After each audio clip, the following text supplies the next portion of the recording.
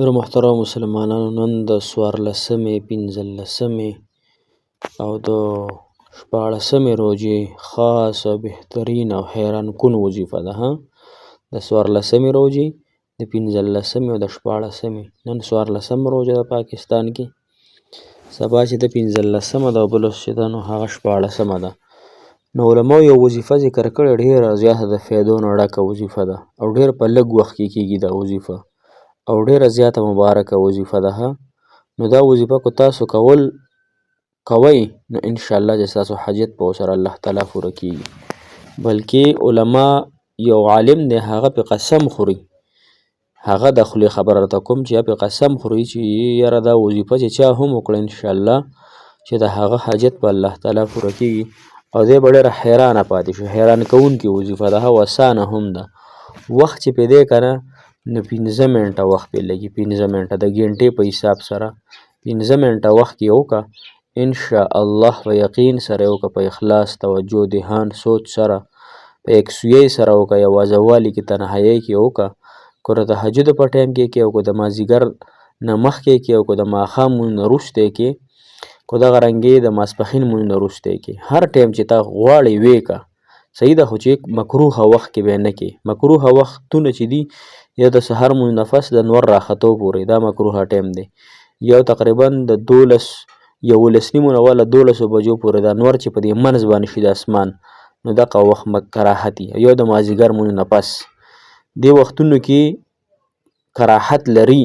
خو باقیا چې تاسو انشاءالله په کم وخت کې کول غواړئ ویې کوئ په توجه سره انشاءالله، په یقین سره چې الله تعالی مو ورسره حاجات او مشکلات او پریشانۍ ختمې کړي. موږ ته به هم بیا انشاءالله ډېرې دعاګانې کوئ او موږ خو تاسو ته هسې هم دعاګانې کوو الله تعالی دې ستاسو تمام حاجتونه او ضرورت پوره کړي. السلام علیکم ورحمة الله وبرکاته. ډېرو معززو محترمو قابل قدر مسلمانان وروڼو خویندو، هغه مسافر کم چې بهر وطنونو کې دي، هر ملک کې چې دي، الله تعالی د ټولو مسافرو حامي او ناصر مددګر شي. الله دې تمامې نړۍ مسلمانانو اتفاق او اتحاد نصیب کړي. الله تعالی دې مسلمانان په هر توګه، په هر فیلډ کې، په هر موقع باندې الله تعالی مسلمانانو ته کامیابي ورکړي او الله تعالی دې مسلمانانو ته، موږ ټولو مسلمانانو ته ایماني غیرت را نصیب کړي او الله تعالی مو د زړه مرادونه زموږ د ټولو مسلمانانو پوره کړي. الله تعالی مو دا روژه په خیر عافیت سره ویستله که الله مو د دې روژې د برکته زموږ ټول حاجتونه دې الله تعالی پوره کړي. محترمو ډېرو عزتمندو مسلمانانو، زموږ وظیفه نن د 14مې روژې، د 15مې او د 14مې روژې وظیفه ده. په دې 3 ورځو کې چې تا هر ورځ وکړه او که دا 3 ورځې دې وکړه نو ډېر به هم بهترین. نن یې مو که سبا یې مو که بله ورځ یې مو که، که چا نن ونه کړه نو سبا دې صرف وکړي، که سبا یې ونه کړه بله ورځ دې وکړي. نو د 14مې روژې پورې دا عمل تاسو انشاءالله وکړئ، که په هره ورځ باندې وکړه. وظیفه محترمو مسلمانانو علماو ذکر کړي دي چې دا داسې عمل دی چې ته به انشاءالله دې سره حیران شي. بس آسان عمل دی. 2 رکعاته نفل به کې، څه شی 2 رکعاته صلات حاجت مونځ به کې او 10 چهاردام دی وکړو ښه مزیدار. بیا راشئ مصله باندې ودرېږه، کور ودرېږي، حجره کې ودرېږي، په جومات کې مونځ کې 2 رکعاته خالص مخلص د الله د رضا دپاره 2 رکعاته صلات حاجت مونځ کوم په دې حاضر وخت. ها سوره تعالی رحمه مې د کعبې شریف ولرکم. الله اکبر، الله اکبر دی وکړو. بیا الحمدلله سبحانک اللهم دی وي، بیا الحمدلله رب العالمین نواله تر ولضالین امین پورې دی وي. ولضالین امین نه پس په 3 پیرې سورة کوثر بسم الله الرحمن الرحیم انا اعطیناک الکوثر فصل لربک وانحر ان شانئک هو الابتر. 3 پیرې به دا په لومبي رکعت کې وي.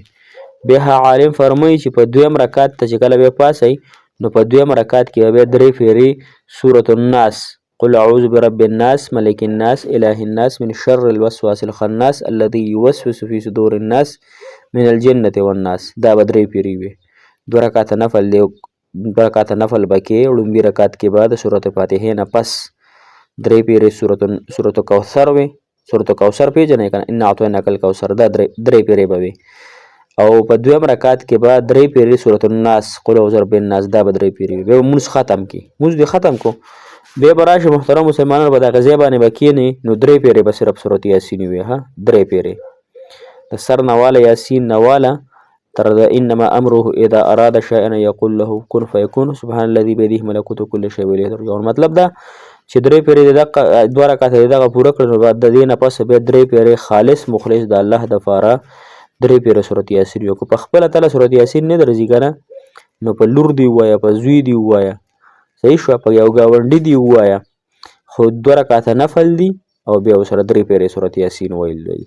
انشاءالله چې هر وخت کې وې که او موږ ته هم ډېره دعاګانې کوئ په اخلاص سره، په شوق او ذوق سره موږ به تاسو ته انشاءالله ډېره دعاګانې کوو. حاجت روا څوک دی؟ الله. مشکل کشا څوک دی؟ الله.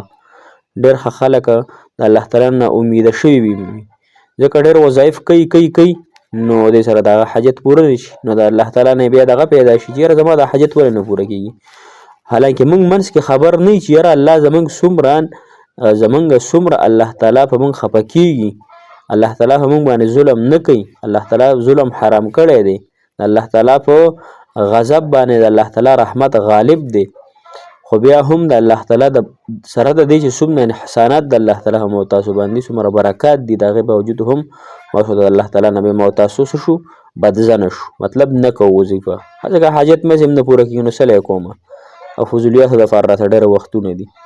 لهذا په الله تعالی نیک ګمان ساتل چې خیر دی دې کار کې به زما خیر ای به بس الله تعالی به زما د حاجت انشاءالله پوره کړي. یو ورځ به داسې راشي چې الله تعالی به زما د حاجت انشاءالله پوره کړي. زه په دې امید لګیم چې الله تعالی زما سره دی، ما ویني، ما اوري، او انشاءالله د الله تعالی د در نه موږ بل چېرته وتښتو. کو چېرته تلی شئ نو بیا وظایف مه کوئ، کو چېرته تلی شئ نو بیا دعاګانې مه غواړئ، کو چېرته بل خوا بل در وي نو بیا تاسو بس صحیح د الله تعالی در پرېږدوئ، الله تعالی نه مه غواړئ. خو چې بل څوک نشته دی، بل اله نشته دی، بل معبود نشته دی، بل زما ستاسو مددګار نشته، بل زما ستاسو حاجتونو پوره کولو والا نشته، بل زما ستاسو مشکلاتو ختمولو والا نشته، نو چې صرف الله دی نو بیا د الله در نه پرېږدو، د الله تعالی د در لمن ونیسو، د الله تعالی په رحمت کې ځان راضي کړو. انشاءالله الله تعالی به راباندې رحم وکړي. موږ ته هم ډېره دعاګانې کوي، تاسو ته کوو جزاک الله خیر، احسن الجزا فی الدنیا والآخره. السلام علیکم ورحمة الله وبرکاته.